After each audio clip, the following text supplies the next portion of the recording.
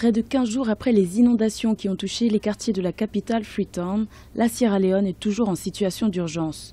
Avec plus de 500 victimes recensées et quelques 800 personnes toujours portées disparues, le pays peine à se remettre de ce qui pourrait être la pire catastrophe naturelle à avoir touché l'Afrique ces 20 dernières années. Vers 2 heures du matin, la pluie était très forte. Je n'arrivais pas à dormir cette nuit-là et je m'interrogeais sur cette pluie et sur les conséquences pour notre communauté.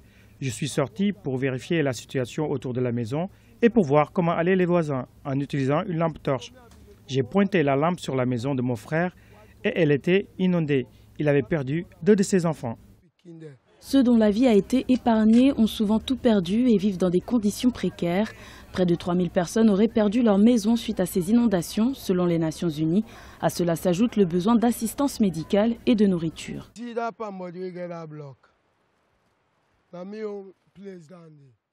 La maison en zinc que vous voyez là-bas est la mienne.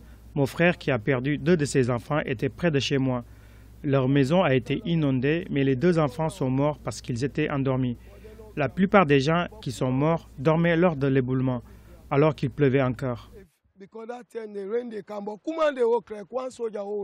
Les autorités craignent désormais un risque de propagation des maladies telles que le choléra, qui est endémique dans le pays.